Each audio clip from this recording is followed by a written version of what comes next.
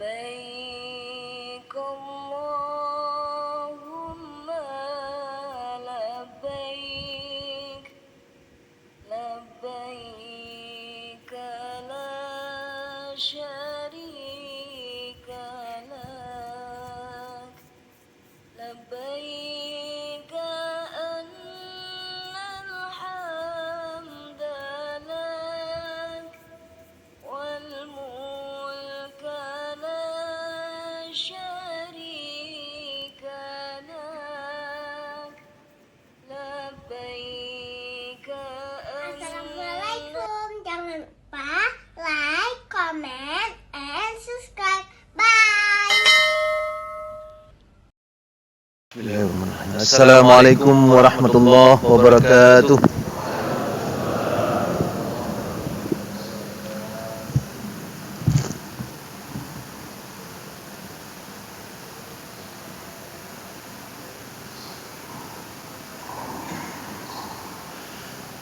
Innal hamdalillah nahmaduhu wa nasta'inuhu wa nastaghfiruh.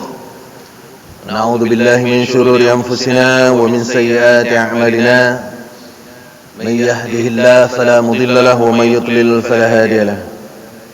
Allahumma shalli wa sallim ala sayyidina Muhammadin wa ala alihi wa ashabihi wa man tabi'ahu ila yaumil qiyamah.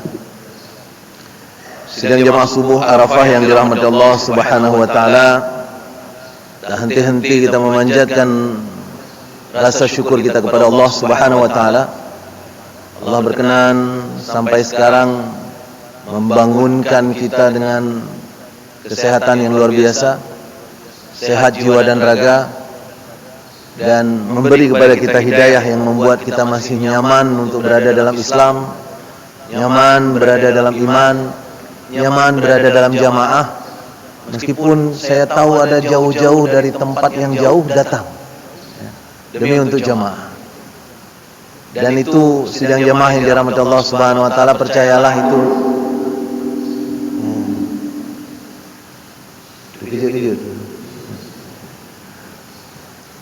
alhamdulillah itu adalah bagian dari nikmat yang Allah berikan kepada kita. Dan itu besar nikmat itu. Jauh lebih besar daripada nikmat jabatan, nikmat kekayaan, nikmat kemudahan. Nikmat menikmati ibadah adalah sesuatu yang luar biasa. Bahwa kita tidak terpaksa untuk datang, kita tidak terpaksa untuk bermunajat kepada Allah, menghambakan diri kepada Allah, itu luar biasa. Itu adalah sesuatu yang pantas kita syukuri dan kita renungi setiap hari. Mengapa kita mau datang?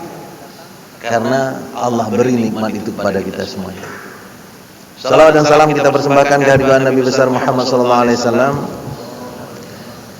Nabi yang Allah utus untuk kita, untuk memberitahu kita cara hidup yang sungguh indah. Kalau kita tak coba, maka kita tidak akan paham betapa indahnya berada dalam keadaan Islam dan berada dalam keadaan iman. Maka orang-orang yang di luar Islam itu merasa kita kewalahan. Orang-orang di luar Islam merasa kita kesusahan.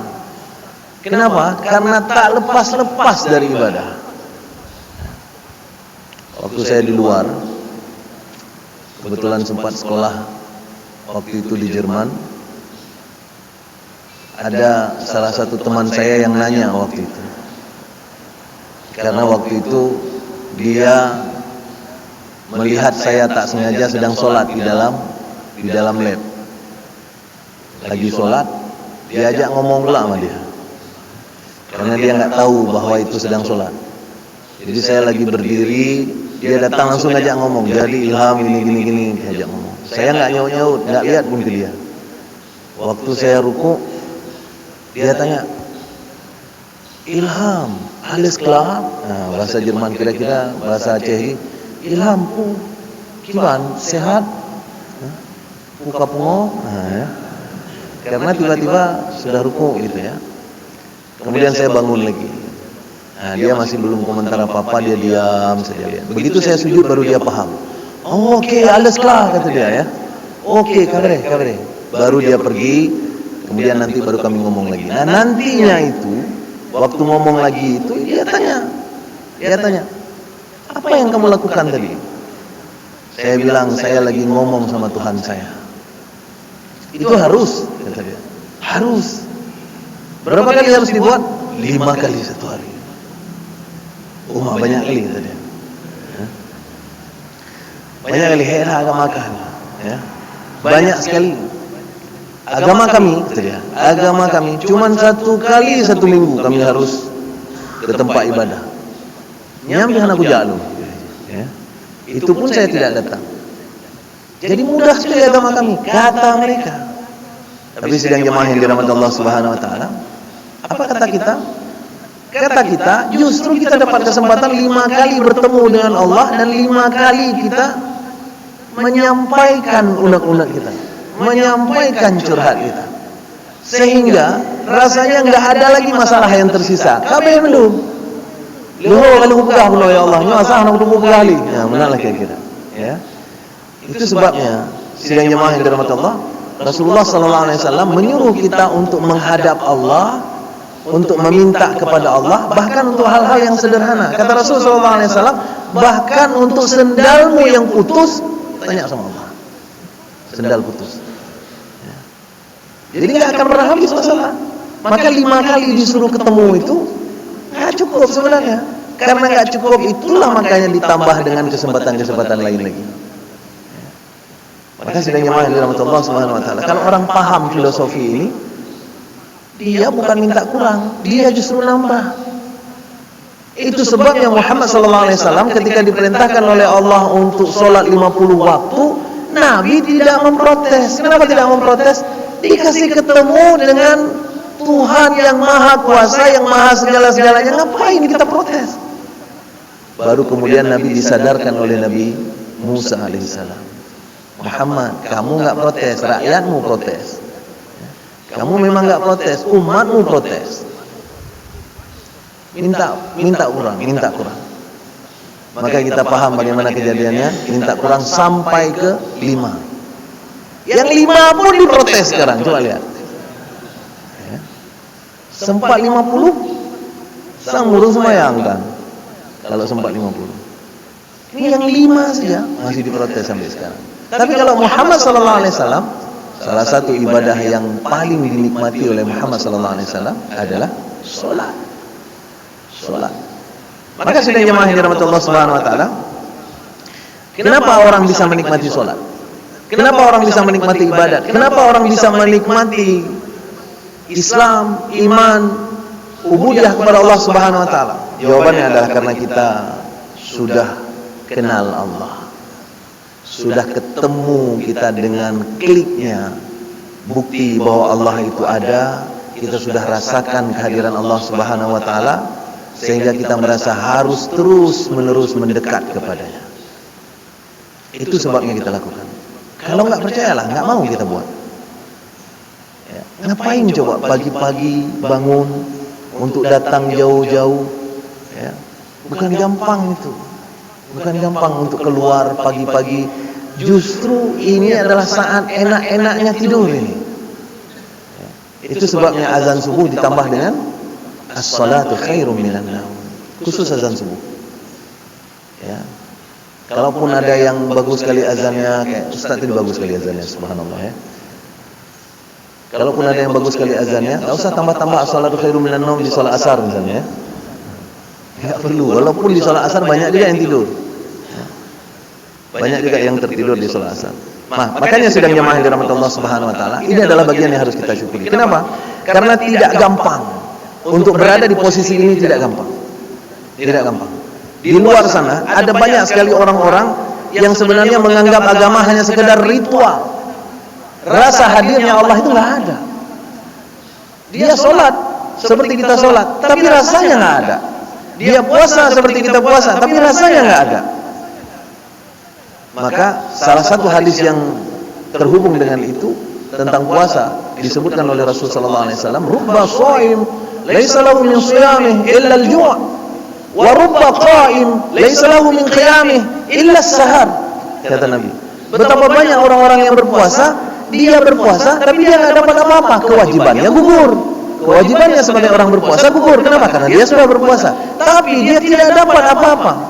dia tidak dapat kenikmatan, dia tidak dapat efeknya, dia tidak dapat dampaknya, dia tidak dapat sisa-sisa puasa itu tak ada dalam kehidupan dia. Jadi dia cuma dapat apa? Jumak, lapar. Sholat gitu juga. Warubba qaim, betapa banyak orang yang berdiri, kata Nabi sallallahu alaihi wasallam. Laisa lahu min qiyamih, dia tidak dapat apa-apa dari berdirinya, maksudnya sholatnya. Illa sahad, kecuali capek begadang. Karena yang disebut di sini adalah sebenarnya qiyamul lail, sholat malam. Maka sidang jemaah yang dirahmati Allah Subhanahu wa taala, ini adalah bagian yang harus kita syukuri karena kita diberi rasa oleh Allah. Rasa untuk menikmati ibadah. Sebagian orang yang lain bahkan ada yang tidak percaya sama sekali tentang agama ini. Maka bagi mereka agama tidak ada, agama tidak penting. Ada teman saya dulu waktu sekolah di sana juga ketemu dengan orang Turki, Islam dia, ya. Namanya pun nama Turki, Hakan nama dia, ya. Ngomong dengan saya panjang lebar karena dia lihat saya sholat. Nah, coba bayangkan beda antara orang kafir lihat saya sholat dengan orang muslim lihat saya sholat. Ya. Orang kafir tadi lihat saya sholat, dia berusaha membandingkan dengan dirinya. Orang Islam, ini orang Islam, orang Turki ini. Setelah dia lihat saya sholat, dia tanya, ngapain kamu sholat? Karena dia tahu sholat. Saya bilang, saya ngomong sama Tuhan saya, sama seperti jawaban yang tadi. Kata dia, saya tidak perlu Tuhan. Kenapa kamu tidak perlu Tuhan? Semua kebutuhanku sudah berhasil aku dapatkan. Sehingga aku tidak memerlukan Tuhan yang kamu sembah itu.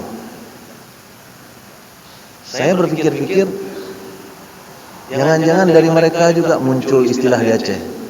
Tamu doa wate sakit, tamu ratib wate gempa. Menyuhana sakit, hana gempa, hana payah. Ya. Kondisi itu ternyata diaminkan oleh banyak orang di sana. Kalau sudah berat, maka menghadaplah kepada Tuhan. Tapi kalau lagi enak, maka Tuhan dilupakan. Nah, sidang jemaah yang dirahmati Allah Subhanahu wa taala, saya yakin yang hadir dalam masjid ini tidak semuanya sedang kesusahan. Kalau saya lihat dari wajah-wajahnya semua dalam keadaan senang. Ya, tenang sekali. Antara tenang dan tengok sebenarnya. Tenang sekali. Tidak ada permasalahan. Kelihatan sekali dari wajah-wajahnya. Nyaman untuk menata hidup. Tapi kita tetap datang. Kenapa? Karena kita takut. Jangan-jangan nyaman itulah masalah kita. Jangan-jangan terlalu nyaman itulah masalah kita. Ada orang yang punya masalah sangat besar. Apa masalah sangat besarnya? Dia tidak tahu dia adalah masalah. Itulah masalah besarnya. Dulu ada mahasiswa saya satu itu.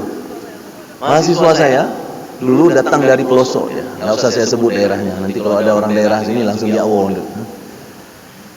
Dia berasal dari daerah agak pelosok. IPK-nya waktu itu 1, mungkin Bapak Ibu yang enggak sempat kuliah saya kasih tahu IPK maksimum itu 4. Kalau 3, itu sudah hebat. Ya, 3, sudah hebat.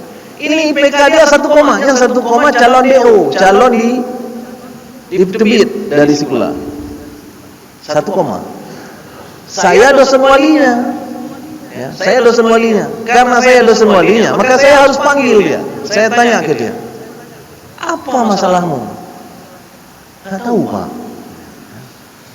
Kamu masuk kuliah? Masuk Pak. Kamu ngerti yang diajarkan dosen? Ngerti Pak. Ada ikut ujian? Ada. Ada buat tugas? Ada. Jawaban yang betul? Menurut saya betul Pak. Jadi apa masalahmu? Itulah saya nggak tahu Pak. Kalau masalah kita nggak tahu, bagaimana kita tahu cari solusinya? Jadi sidang jemaah yang dirahmati Allah Subhanahu wa taala, orang-orang yang merasa tak perlu Allah, dia justru dalam masalah. Kenapa? Karena dia tidak tahu dia dalam masalah.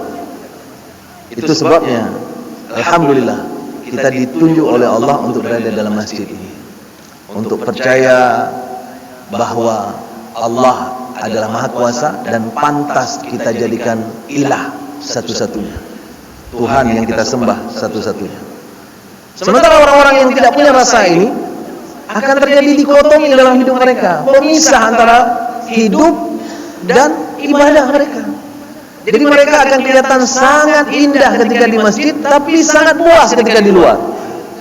Kenapa? Karena rasa agama itu nggak muncul di dalam. Itulah yang sebenarnya disebut dengan atharis sujud, bekas-bekas sujud.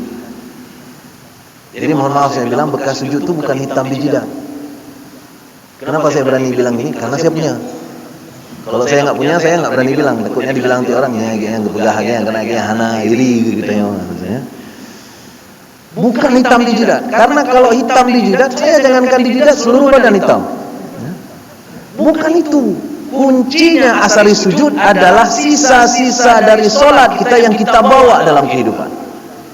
Bahwa dalam hidup pun sebenarnya kita sedang terhubung dengan Allah Subhanahu wa taala. Tapi sebagian besar orang hari ini ternyata faktanya mereka tak mampu bertahan dalam agama ketika mereka bermuamalah. Mereka tak mampu bertahan dalam agama ketika mereka bersiasah. Mereka tak mampu bertahan dalam agama ketika dalam masyarakat, ketika berdagang, ketika mendapatkan jabatan, ketika mereka ikut ujian. Mereka tak mampu bertahan dalam agama. Kenapa? Karena ketika mereka sholat, rasanya mereka tidak tercipta. Mereka tidak berhasil mendapatkan rasa itu. Bagaimana kita dapatkan rasa itu? Kita harus ketemu dengan rasa bahwa Allah itu ada. Kalau rasa itu nggak ketemu, maka percayalah ibadah apapun yang kita lakukan itu nggak akan ada rasanya. Saya di kampus, itu sebabnya di kelas mata kuliah agama, karena kami sekolahnya adalah sekolah umum, jadi mata kuliah agama itu sedikit sekali, cuma 2 SKS mata kuliah agama. Di mata kuliah agama, apa yang saya ajak mahasiswa? Saya ajak mahasiswa mencari Tuhan. Kenapa? Karena kalau kita ajarkan sholat, yang selama ini memang mereka sudah sholat, bisa jadi mereka sholat tapi mereka nggak ketemu dengan Tuhan mereka. Rasa mereka untuk sholat itu nggak ada. Saya ajak mereka untuk mencari siapa Tuhan yang sesungguhnya. Begitu ketemu, saya tanya sama mereka. Di pertanyaan pertama tadi adalah, apakah Tuhan itu ada? Kita cari dalil akli dan dalil naklinya. Ketemu. Maka pertanyaan kedua, kalau ada, berapa banyak Tuhan itu? Kita cari dalil akli dan dalil naklinya. Begitu ketemu bahwa Tuhan harus ada satu-satunya, maka pertanyaan berikutnya adalah yang mana dia? Karena agama ini bilang Tuhannya yang ini, agama itu bilang Tuhannya yang itu, agama ini bilang Tuhannya yang ini, dan seterusnya.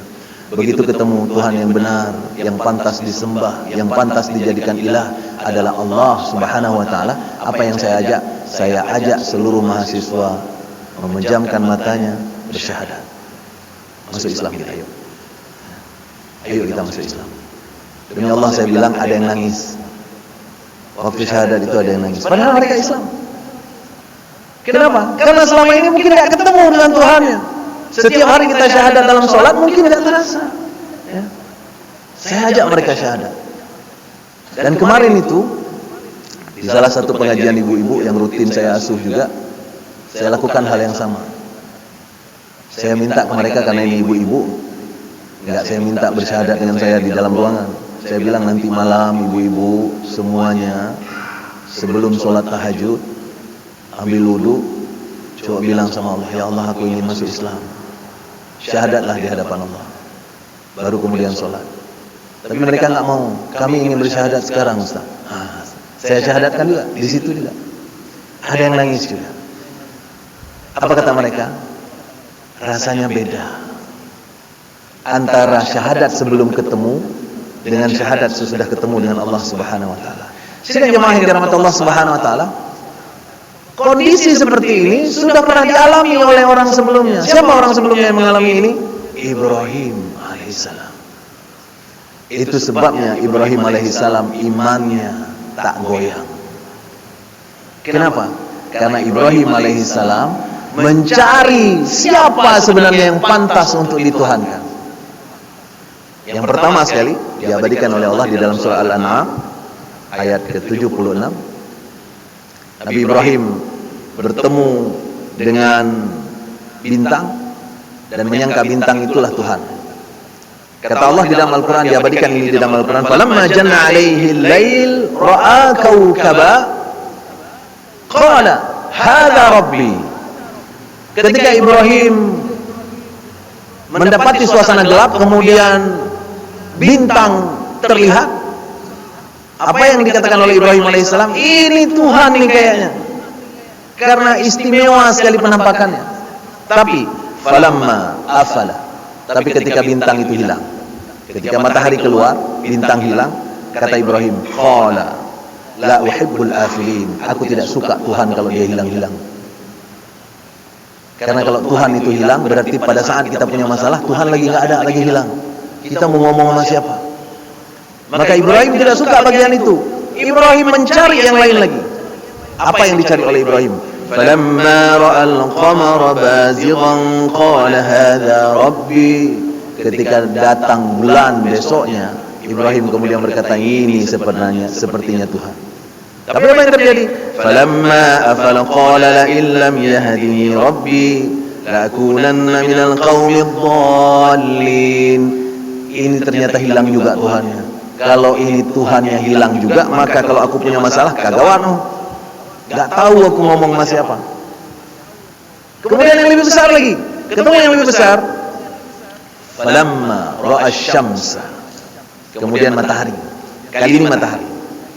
فلما رأى الشمس بازغة قال هذا ربي ya هذا أكبر ya ini kayaknya ini lebih besar ya ini besar nyok kabutoyo ya ini besar. Tapi kemudian apa yang terjadi? Falamma afalat, hilang juga ternyata. Qala ya qaumi inni bari'um mimma tusyrikun. Itu hilang. Apa kata Ibrahim? Wahai kaumku, aku melepaskan diri dari semua Tuhan-Tuhan yang lain yang kalian persekutukan selama ini. Aku tidak bisa percaya bahwa itu Tuhan. Baru kemudian Ibrahim mengucapkan wajjahtu wajhiya lilladzi fataras samawati wal ard hanifa wama ana minal musyrikin. Ibrahim kemudian mengatakan, aku ingin menghadapkan wajahku kepada Tuhan yang sesungguhnya. Siapa Tuhan sesungguhnya? Fataras samawati wal ard, yang menciptakan langit dan bumi. Tadi dibacakan oleh Ustaz Rizki tadi di dalam sholat surah Al-Mulk. Siapa Tuhan yang pantas kita tuhankan? Dia adalah alladzi khalaqal mauta wal hayata. Apalagi dia adalah alladzi khalaqa sab'a samawatin tibaqa. Itu Tuhan. Itu Tuhan. Jadi bukan sekedar yang kita sebut sangat istimewa di mata kita, langsung kita tuhankan. Ya. Itu Ibrahim alaihissalam. Sidang jamaah yang dirahmati Allah Subhanahu wa taala, ternyata kondisi ini tidak hanya dialami oleh Ibrahim alaihissalam. Dalam perjalanannya kemudian ada banyak orang yang mengalami kejadian-kejadian seperti ini. Ada salah seorang dokter di Aceh. Saya nggak sebut namanya. Mungkin dia nggak suka disebut namanya. Saya sebut saja namanya Mawar. Mawar ini, tapi laki ya, laki. Ya. Jadi Mawar berduri. Ya. Mawar ini bukanlah seorang yang istimewa, tapi dia kritis pikirannya. Maka ternyata waktu kecil dia hampir ateis. Waktu SD, SMP dia hampir ateis. Apa penyebabnya? Karena dia tidak dapat rasa Tuhan dalam hatinya. Waktu itu dia mempertanyakan habis-habisan apa yang penting dari sholat yang kita lakukan. Karena dia dididik oleh orang tuanya untuk berdiri sujud ruku setiap hari. Dan itu yang kita lakukan pada anak-anak kita. Kita biasakan mereka hafal Quran, kita biasakan mereka sholat malam, kita biasakan macam-macam. Tapi kadang-kadang kita lupa memasukkan tauhid ke dalam hati mereka, sehingga rasa itu nggak hadir. Di salah satu masjid setelah saya ceramah, seorang orang tua datang ke saya curhat. Apa curhatnya? Curhatnya adalah beliau mendidik anaknya luar biasa, disuruh biasakan sholat, hafal Al-Quran, sampai 30 juz dia berhasil hafal Quran. Tapi setelah hafal Al-Quran, anak itu justru terjebak dalam LGBT sekarang. Anak itu justru terjebak dalam percintaan sejenis sekarang. Jadi bapak itu datang ke saya nangis. Apa yang harus saya lakukan, Ustaz? Apa penyebabnya? Bisa jadi kita gagal memasukkan tauhid sejak dini. Jadi sidang jemaah yang dirahmati Allah Subhanahu wa taala, dokter yang saya bilang tadi kasusnya sama. Waktu SD dan SMP beliau mempertanyakan, kenapa aku harus sholat, harus puasa, harus hafal Quran dan sebagainya? Untuk apa ini semuanya? Mana Tuhan sebenarnya? Dan dia waktu itu kemudian mengatakan, aku akan cari Tuhan itu di mana. Sampai suatu ketika sholat, ini beliau cerita sendiri ke saya.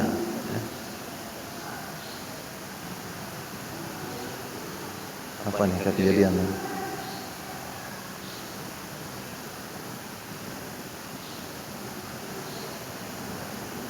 Baik, kita lanjutkan. Hah? Oh, entah si Mawar tadi mungkin marah lah. Mudah-mudahan tidak apa-apa. Jadi sidang jemaah yang dirahmati Allah Subhanahu wa taala, sampai suatu ketika setelah sholat Isya di masjid, karena beliau rutin sholat di masjid sebenarnya, cuma rasanya nggak ada. Setelah sholat Isya di masjid, beliau bertafakur, mengkontemplasi diri. Padahal itu baru SMP, anak SMP. Mengkontemplasi diri dan tidak keluar dari masjid, bahkan ketika sudah mau dikunci. Sendiri beliau merenung habis-habisan apa yang sebenarnya yang harus kita jalani dalam kehidupan. Beliau bermohon kepada Tuhan, tidak beliau sebut Allah. Tuhan, tunjukkan kepadaku apa kebenaran. Aku ingin ikut. Ya, tidak nyaman rasanya cuma sholat saja kalau tidak ada rasanya. Sidang jemaah yang dirahmati Allah Subhanahu wa taala, pelan-pelan kemudian beliau dapat sesuatu. Dan ketika beliau sudah mendapatkan rasa itu, apa yang terjadi? Banyak sekali mukjizat terjadi pada kehidupan beliau. Salah satu mukjizat yang terjadi pada kehidupan beliau adalah waktu beliau ikut untuk universitas, beliau ambil pilihan 1 ITB, padahal beliau bukan orang yang pintar-pintar sekali. Ini pilihan 1 ITB, pilihan kedua UI, pilihan ketiga kedokteran USK, Universitas Syekh Kuala. IGOP pilihan ponian, GM pilihan ketiga. 1, 2 nggak lewat, yang ketiga lolos. Saat ini beliau menjadi salah seorang dokter spesialis di Aceh. Itu biasa yang mau tahu siapa dia. Beliau menjadi orang yang taat. Beliau menjadi orang yang kuat. Beliau yang tidak tergoda oleh banyak pesona dunia. Kenapa? Karena beliau sudah melewati kontemplasi untuk mencari rasa Allah itu ada. Itulah yang terjadi pada Ibrahim alaihissalam. Maka Ibrahim alaihissalam setelah berhasil menemukan Tuhan yang sesungguhnya, wajjahtu wajhiya lilladzi fataras samawati wal ard hanifan, lurus, ya. Lurus ke jalan Allah Subhanahu wa taala. Wa ma ana minal musyrikin. Dan aku tidak termasuk orang-orang yang mempersekutukan Allah. Apa yang terjadi pada Ibrahim setelah itu? Ibrahim menjadi pribadi yang berbeda. Ibrahim menjadi orang yang sanggup untuk mengorbankan apa saja. Apa saja. Kenapa? Karena keyakinan sudah tumbuh di dalam hatinya.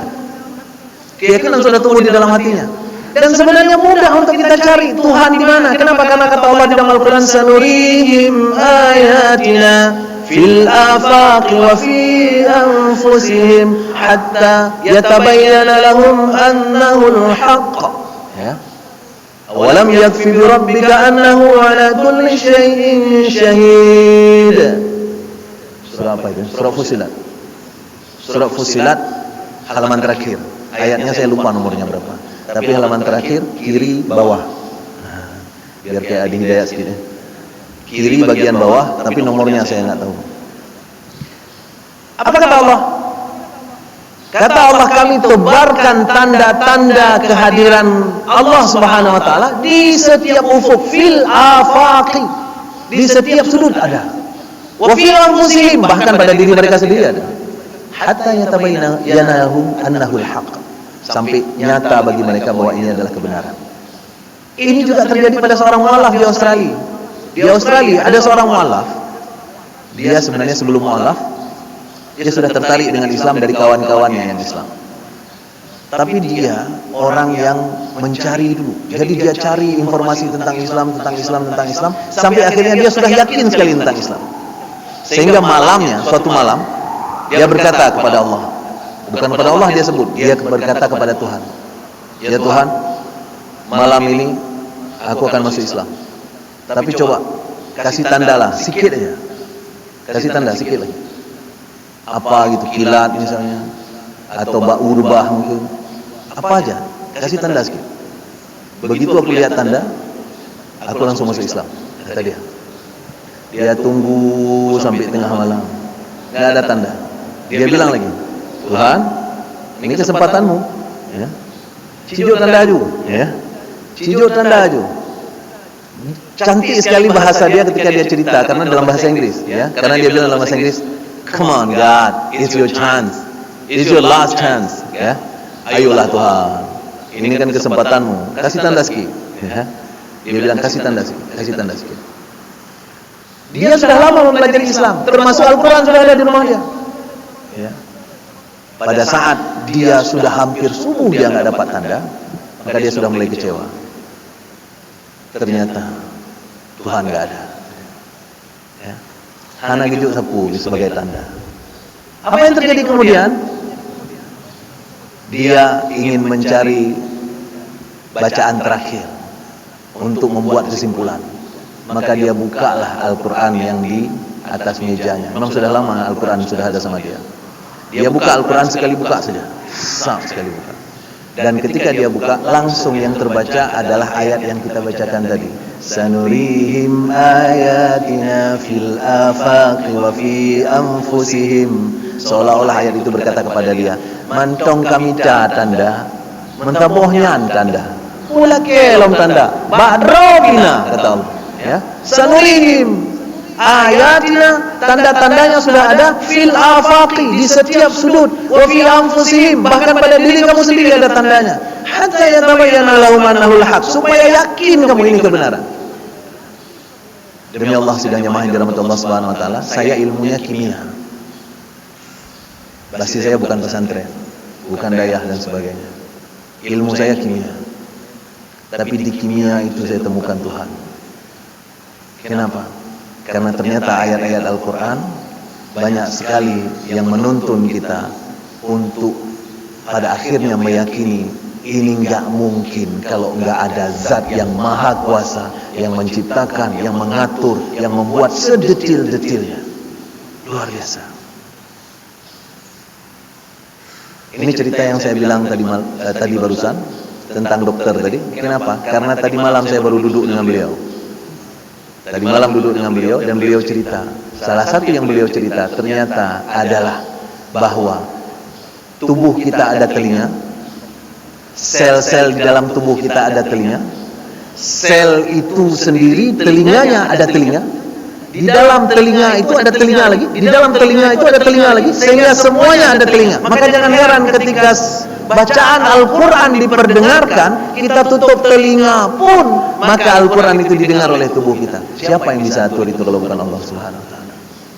Maka sidang jemaah yang dirahmati Allah Subhanahu wa taala, apapun ilmu yang kita akan pelajari, kita akan ketemu dengan Tuhan di sana.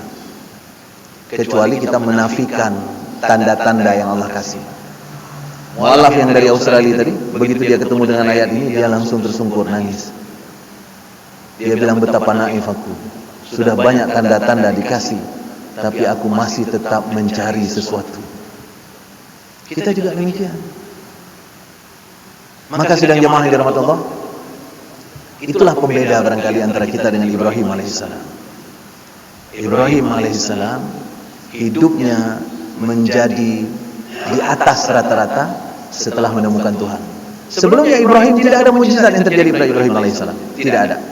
Tapi begitu Ibrahim wajjahtu wajhiya lilladzi fatara samawati wal ard hanifa wa ma ana minal musyrikin, ketika Ibrahim mengungkapkan kata-kata itu, aku hanya bertuhan kepada Tuhan yang satu saja, fatara samawati wal ard, yang menciptakan langit dan bumi. Ketika Ibrahim sampai pada titik itu, maka sesuatu yang luar biasa terjadi pada Ibrahim bertubi-tubi berikutnya. Apa misalnya? Api tidak membakar, anaknya dan istri yang dibawa ke tempat yang gersang ternyata dapat makanan, bahkan makanannya luar biasa, yang hari ini setelah diteliti air itu adalah air terbaik di dunia. Ya.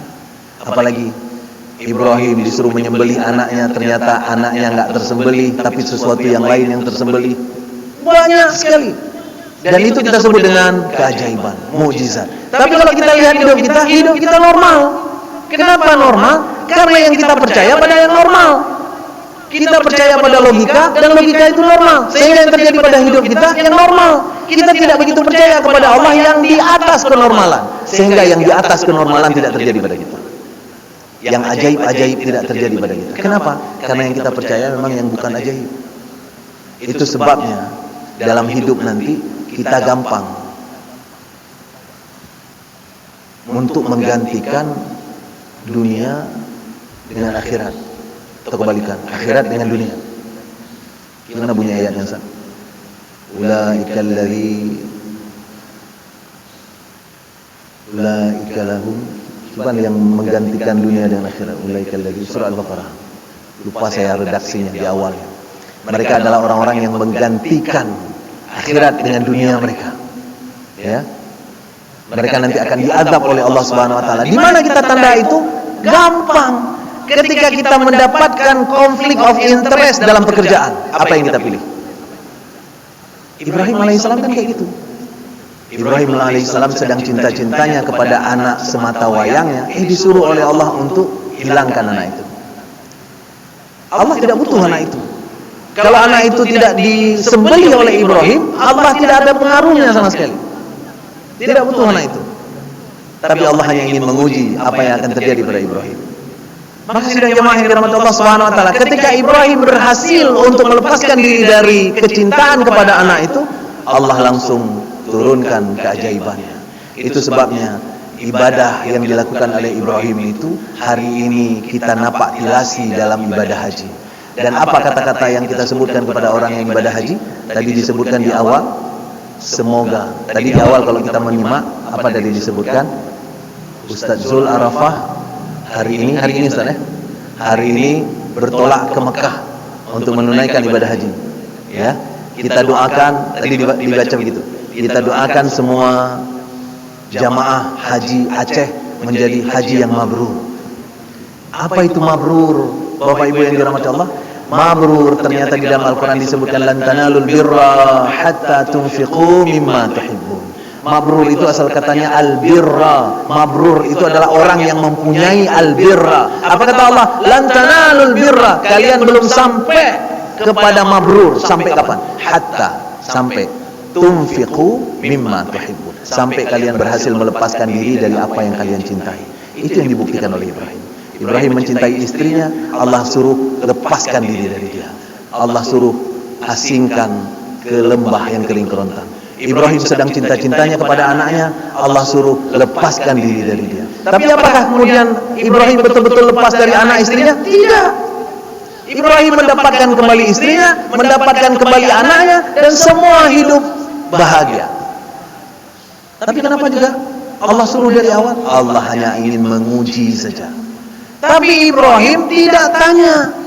Ibrahim tidak ragu untuk melaksanakan. Kenapa? Karena Ibrahim sudah dapat fasilitas awal. Apa itu? Dia sudah kenal siapa Tuhan. Bagaimana dengan kita?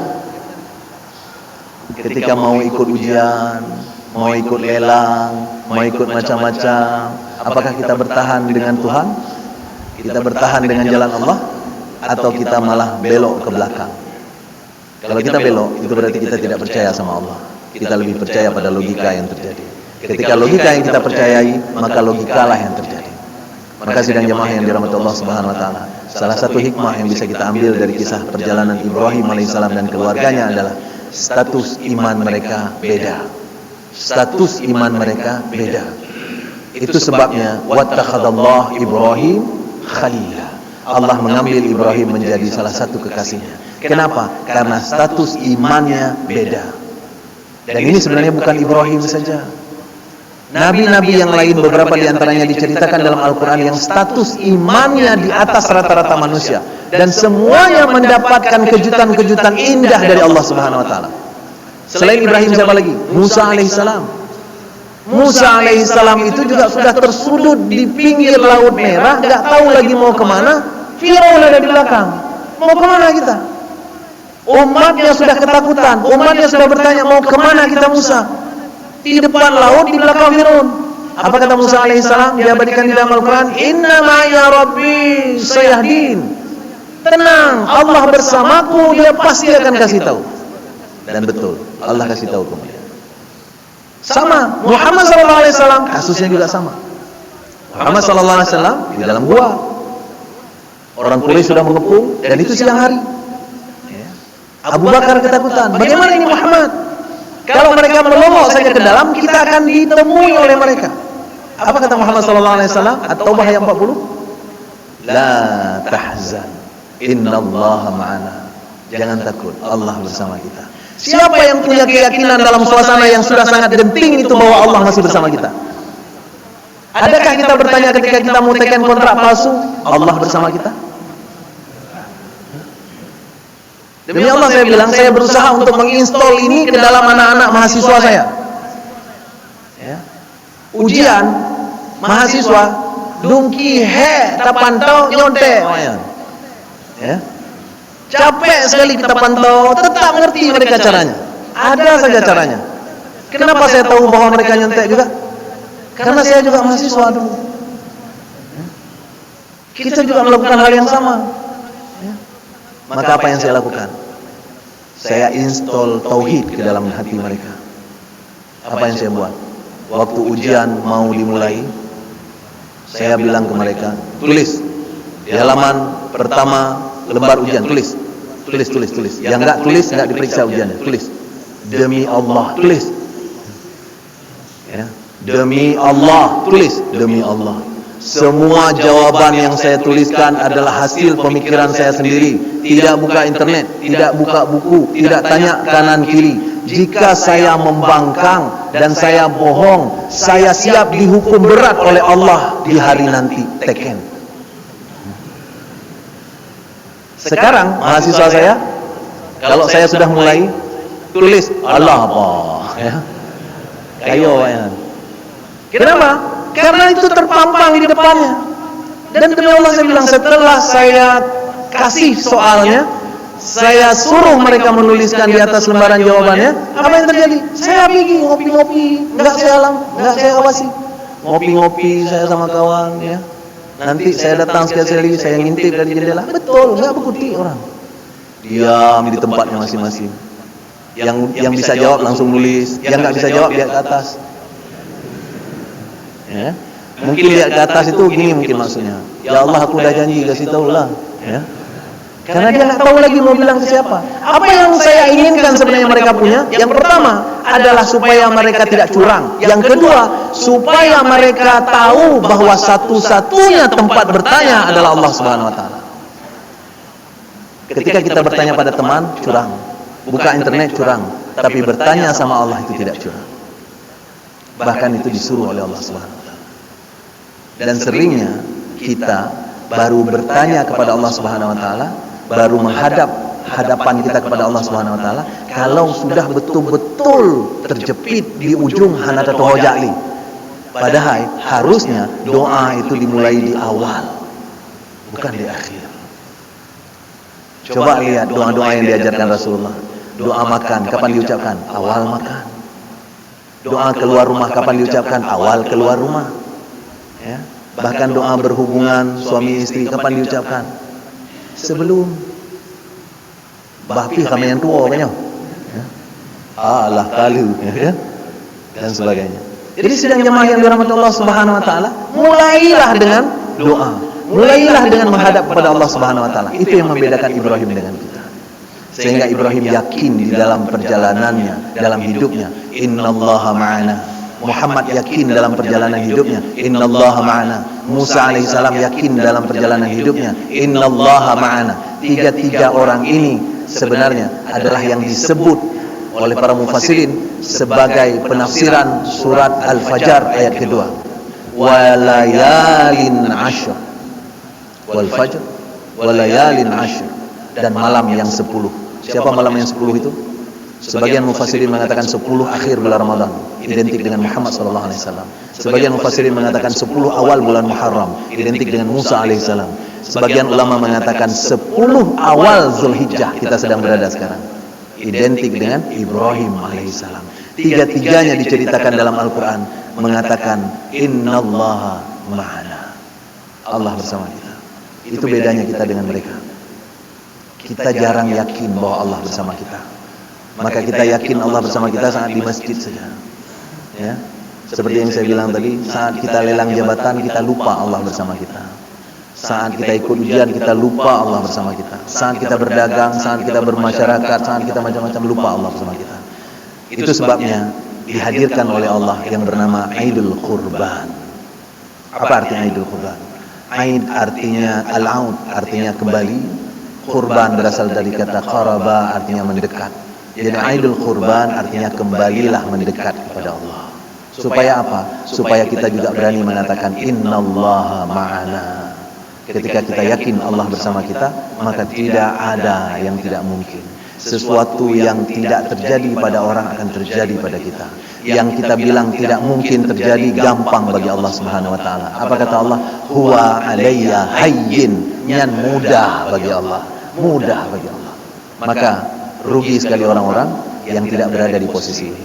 Mudah-mudahan kita mendapatkan hidayah dan selalu istiqomah untuk selalu berada di posisi yang demikian sehingga mengikuti millahnya Ibrahim alaihissalam, mengikuti Rasul sallallahu alaihi wasallam, jejak-jejak mereka lah yang sebenarnya jejak-jejak kemenangan. Mudah-mudahan kita bersama dengan mereka sekarang dan nanti di dalam surganya Allah Subhanahu wa taala. Amin ya rabbal alamin. Mohon maaf atas segala kekurangan, kesilapan dalam penyampaian. Subhanakallahumma wa bihamdika asyhadu an la ilaha illa anta astaghfiruka wa atubu ilaik. Assalamualaikum warahmatullahi wabarakatuh.